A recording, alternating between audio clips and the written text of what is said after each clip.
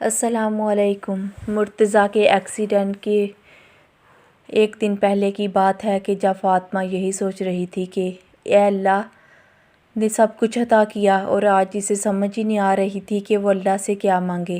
یا اللہ، میرے پاس سب ہے، تو نے مجھے سب ہی کچھ عطا کر دیا۔ پیار کرنے والا شوہر، 2 پیارے بیٹے اور پرسکون زندگی، ایک عورت کو اور کیا چاہیے ہوتا ہے۔ وہ یہی سوچ رہی تھی اور اپنے رب کا شکر ادا کر رہی تھی۔ خاندان کے سبھی لوگ فاطمہ کی زندگی کو ایک آئیڈیل زندگی کہتے تھے۔ فاطمہ، تمہاری زندگی بہت اچھی ہے، نہ سسرال والوں کی ٹینشن، نہ ہی کسی اور بات کی۔ فاطمہ کی بہن اسے اکثر ایسے کرتی۔ مرتضیٰ نے اپنی شادی کے فوراً بعد ہی الگ گھر لے لیا تھا۔ شروع میں تو سب نے بہت اعتراض کیا، مگر پھر آہستہ آہستہ سب کچھ نارمل ہو گیا۔ مرتضیٰ ایک بہت اچھا انسان تھا، اس نے کبھی فاطمہ کو کسی بات کے لیے پریشان نہیں ہونے دیا، لیکن فاطمہ نے ہمیشہ اچھے برے حالات میں مرتضیٰ کا ساتھ دیا تھا۔ شادی کے دوسرے سال کمپنی والوں نے مرتضیٰ کی نوکری سفارت کر دیا تھا، مگر فاطمہ نے ان حالات میں بھی مرتضیٰ سے کبھی گلہ نہیں کیا، بلکہ خود ہی ایک پرائیویٹ اسکول میں جاب کر لی۔ مگر پھر جب دوسری جگہ مرتضیٰ نے جاب کی تو وہاں مرتضیٰ کی بہت اچھی سیلری تھی، اور پھر اس نے فاطمہ کی جاب چھڑوا دی۔ مرتضیٰ کا یہ کہنا تھا کہ مجبوری ہو تو الگ بات ہے، ورنہ پیسے کمانا ایک مرد کی ذمہ داری ہے۔ دونوں ہی ایک دوسرے سے بہت محبت کرتے تھے، جانے کس کی نظر لگ گئی ان کی خوشیوں کو۔ فاطمہ جس شخص کی دیوانی تھی، آج وہی شخص اسے سب سے زیادہ برا لگ رہا تھا۔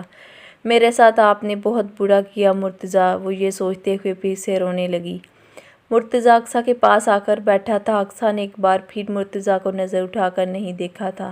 اس سے پہلے کہ وہ مرتضیٰ کچھ کہتا، اقصیٰ نے مرتضیٰ سے کہا کہ آپ میری وجہ سے پریشان نہ ہوں۔ آپ نے مجھے اپنا نام دے دیا، رہنے کے لیے چھت مل گئی، میرے لیے یہی کافی ہے۔ آپ اپنی بیگم کے پاس چلے جائیں، میری آپ سے ایک گزارش ہے۔ مرتضیٰ سوالیہ نظروں سے اقصیٰ کو دیکھنے لگا۔ میں اقصیٰ سے فاطمہ سے بات کرنا چاہتی ہوں، مگر وہ غصے میں ہے۔ مرتضیٰ نے اقصیٰ کو فاطمہ کے سامنے جانے سے روکنا چاہا۔ اچھا ہے، وہ مجھ پر اپنا غصہ نکال لے۔ ٹھیک ہے، جیسے تمہاری مرضی۔ مرتضیٰ نے اقصیٰ کو فاطمہ سے بات کرنے کی اجازت دے دی۔ السلام علیکم۔ فاطمہ نے اقصیٰ نے فاطمہ کو سلام کیا تھا۔ فاطمہ اس لڑکی کی جرأت پر حیران رہ گئی تھی کہ کس طرح وہ اس کے سامنے آ کر کھڑی تھی۔ کیوں آئی ہو تم یہاں؟ فاطمہ نے اقصیٰ کو غور سے دیکھا تھا۔ یہ لڑکی تو ایسی دکھتی تھی کہ جیسے ہاتھ لگاؤ تو میلی ہو جائے گی۔ اقصیٰ نہ صرف بہت خوبصورت تھی، بلکہ اس کے چہرے پر بہت معصومیت بھی تھی۔ اس کی پرکشش شخصیت پر فاطمہ کو جلا دینے کے لیے کافی تھی، اور پھر وہ لڑکی کوئی اور نہیں، اس کی سوکن تھی۔ فاطمہ صوفے پر بیٹھی تھی، اقصیٰ اس کے قدموں میں بیٹھ گئی۔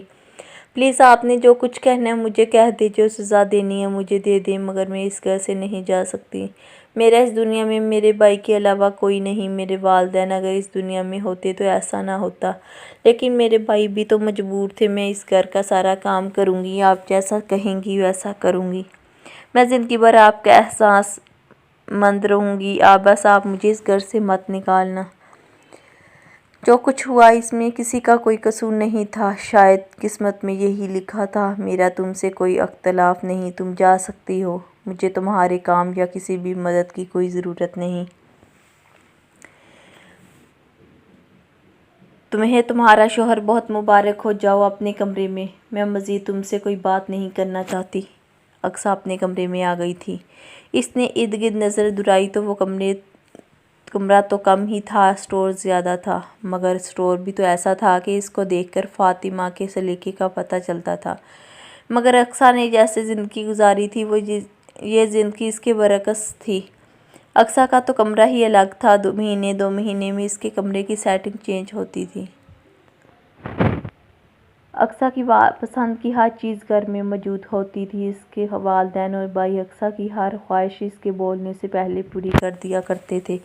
اس نے اپنی ساری زندگی شادی سے پہلے جی لی تھی، ساری خوشیاں شادی سے پہلے دیکھ لی تھی۔ اقصیٰ سمجھ چکی تھی کہ زندگی کوئی پھولوں کا بستر نہیں۔ اس نے اپنے ماں باپ اور بھائی کی موجودگی میں زندگی کو بڑا حسین سمجھا تھا، لیکن اب اسے پتہ چل گیا تھا کہ دنیا صرف اور اس وقت تک حسین لگتی ہے جب تک آپ مضبوط ہوتے ہیں۔ جہاں آپ کمزور ہو گئے وہاں ایک دنیا آپ کو ٹھوکر مار دے گی۔ بھائی آپ نے یہ فیصلہ کرنے میں بہت جلدی دکھا دی۔ آپ نے اللہ پر بھروسہ نہیں کیا۔ اس رب سے مانگ کر تو دیکھتے، شاید وہ کوئی اور راستہ نکال دیتا۔ وہ دل ہی دل میں اپنے بھائی سے شکوہ کرنا تھی، مگر مجال ہے کہ زبان سے ایک لفظ بھی کہا ہو۔ مرتضیٰ اقصیٰ کے پاس آ کر بیٹھا تھا۔ تم رو رہی تھی؟ نہیں، جو ہونا تھا سو ہو گیا۔ جتنا حق فاطمہ کا مجھ پر ہے، اس گھر پر ہے، تمہارا بھی اتنا ہی حق ہے۔ وہ میں آپ سے کچھ کہنا چاہتی تھی۔ ہاں بولو۔ میں چاہتی ہوں کہ میں جاب کر لوں۔ نہیں اقصیٰ، میں اس حق میں نہیں کہ شوہر کے زندہ ہوتے ہوئے اس کی بیوی باہر جا کر نوکری کرے، اور پھر میں تنخواہ اچھی ہے میری، جس چیز کی ضرورت ہو میں تمہیں لا کر دے دوں گا، اور اگر میرے ساتھ جا کر لانا چاہتی ہو تب بھی مجھے کوئی اعتراض نہیں، اور کسی بھی بات کی ٹینشن لینے کی کوئی ضرورت نہیں۔ میں تمہارا شوہر ہوں، تمہارا مجھ سے ایک جائز اور مضبوط رشتہ ہے۔ میرا تم سے بات کرنا، تمہارے قریب آنا کوئی گناہ نہیں۔ ہاں مگر میں زبردستی کرنے کا قائل نہیں ہوں، جب تمہارا دل چاہے، جب تم مطمئن ہو، باقی جو میرے رب کی مرضی۔ وہ یہ سب کہہ کر باہر چلا گیا تھا، اور تھوڑی دیر کے بعد اسے کسی کے چلانے کی آواز سنائی دی۔ جب غور کیا تو پتہ چلا کہ فاطمہ اور مرتضیٰ کی لڑائی ہو رہی تھی۔ مجھے آپ کی ضرورت نہیں، آپ میرے کمرے میں مت آیا کریں، میں تمہارا شوہر ہوں۔ اس سے تو بہتر تھا میں بیوہ ہو جاتی، کم از کم اس دنیا کی باتیں تو نہ سننی پڑتی مجھے۔ فاطمہ، تم دنیا والوں کی وجہ سے یہ سب بول رہی ہو۔ مرتضیٰ کو اپنے کانوں پر یقین نہیں آیا تھا۔ ہاں تو کیا کروں، میں تو جیتے جی مر گئی، کسی سے ملنے کے قابل ہی نہیں رہی۔ کہیں جاتی ہوں تو لوگ مجھ پر ہنستے ہیں کہ میں جس کی محبت پر ناز کرتی تھی اس نے میرے ساتھ کیا کیا۔ چلے جائیں ورنہ میں نکل جاؤں گی اس کمرے سے۔ مرتضیٰ گھر سے باہر چلا گیا تھا۔ اس نے بے شک دوسری شادی کر لی تھی، مگر پھر بھی اس کے دل میں فاطمہ کی عزت اور مقام الگ تھا۔ وہ مانتا تھا کہ اس سے غلطی ہوئی تھی، مگر وہ اب بھی فاطمہ سے بہت محبت کرتا تھا۔ ان دونوں کی شادی کو 12 سال ہو گئے تھے، اور ان 12 سالوں میں وہ اپنے بارے میں بعد میں سوچتا تھا، اسے ہر معاملے میں پہلے فاطمہ کی فکر ہوتی۔ وہ کبھی بھی فاطمہ کو ناراض نہیں ہونے دیتا تھا، اور آج فاطمہ کے الفاظ نے مرتضیٰ کو بہت دکھ پہنچایا تھا۔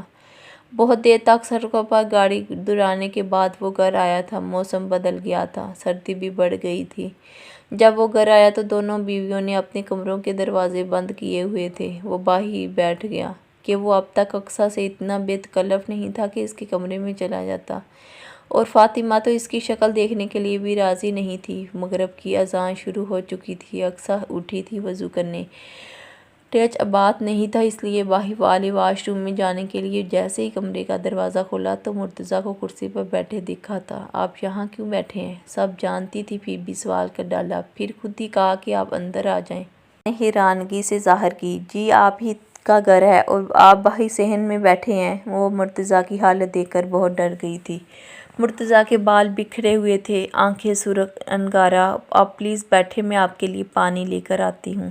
اس نے مرتضیٰ کو پانی دیا تھا، اور اس کے بعد وہ سو گیا اقصیٰ کے کمرے میں۔ وہاں سنگل بیڈ تھا جس پر ایک وقت میں ایک آدمی ہی سو سکتا تھا۔ اقصیٰ نے پہلے نماز ادا کی، پھر وہ نیچے ہی بیٹھی رہی، اور پھر کچھ دیر بعد عشاء کی نماز سے فارغ ہو کر نیچے ہی سو گئی۔ صبح فجر کے وقت مرتضیٰ کی آنکھ کھلی تھی، دیکھا اقصیٰ نیچے قالین پر سو رہی تھی۔ نہ تکیہ، نہ بستر، نہ ٹھنڈ اتنی تھی کہ مرتضیٰ کو کھیس میں بھی سکون نہیں مل رہا تھا، اور اقصیٰ تھی کہ بنا کچھ اوڑھے ہی سو گئی تھی۔ اقصیٰ اقصیٰ اقصیٰ! مرتضیٰ پریشان ہو گیا۔ اس کا ہاتھ پکڑا تو اسے بہت تیز بخار تھا۔ وہ نازک جان جس نے اب تک محبت اور آزائشوں کے علاوہ کچھ نہیں دیکھا تھا، اس کے لیے یہ سب جھیلنا آسان نہیں تھا۔ مرتضیٰ! اقصیٰ نے نیند میں مرتضیٰ کو پکارا تھا۔ ہاں کیا ہوا؟ بولو پلیز، کچھ تو بولو، کیا ہوا؟ وہ ابا اسے کہہ دیں مجھے آ کر لے جائیں، میں نہیں چاہتی کہ میری وجہ سے آپ کا گھر برباد ہو۔ فضول باتیں مت کرو اقصیٰ، تم میری بیوی ہو، میری ذمہ داری ہو، مجھ پر تمہارا حق ہے، الٹا سیدھا مت سوچو۔ مرتضیٰ نے اقصیٰ کو اٹھا کر بیڈ پر لٹا دیا تھا، پھر اسے ٹھنڈے پانی کی پٹیاں کرنے لگا۔ تبھی مرتضیٰ کو یاد آیا کہ صبح تو اس نے اقصیٰ کے ساتھ ناشتہ کیا تھا، مگر پھر مرتضیٰ نے کچھ نہیں کھایا، اور اقصیٰ نے، اور میرے خدا مجھے معاف کرنا، میں کتنا لاپرواہ ہو گیا ہوں۔ اس نے اقصیٰ کے لیے خود سوپ بنایا تھا اور پھر اس کو خود اپنے ہاتھوں سے پلایا اور اس کے لاکھ منع کرنے کے باوجود اسے ہاسپٹل لے گیا تھا۔ انہیں بہت کمزوری ہے، اپنی صحت کا خیال نہیں رکھتی، یہ آپ ہی خیال رکھ لیا کریں ان کا۔ ڈاکٹر نے مرتضیٰ سے کہا، جی بس وہ میری طبیعت بھی کچھ ٹھیک نہیں تھی تو اس لیے یہ خود پر دھیان نہیں دے سکی، بس میری ذمہ داری میں ہی لگی رہی۔ سب کا خیال رکھنا اچھی بات ہے، مگر اس کا یہ مطلب ہرگز نہیں کہ بندہ خود کو فراموش کر دے۔ ڈاکٹر اب اقصیٰ سے مخاطب تھی۔ اقصیٰ بس ہلکا سا مسکرا دی۔ میری ویڈیو پسند ہے تو لائک کریں، میرے چینل کو سبسکرائب کریں، بیل آئیکن کو پریس کریں تاکہ میری آنے والی ویڈیو کا نوٹیفیکیشن آپ کو ملتا رہے۔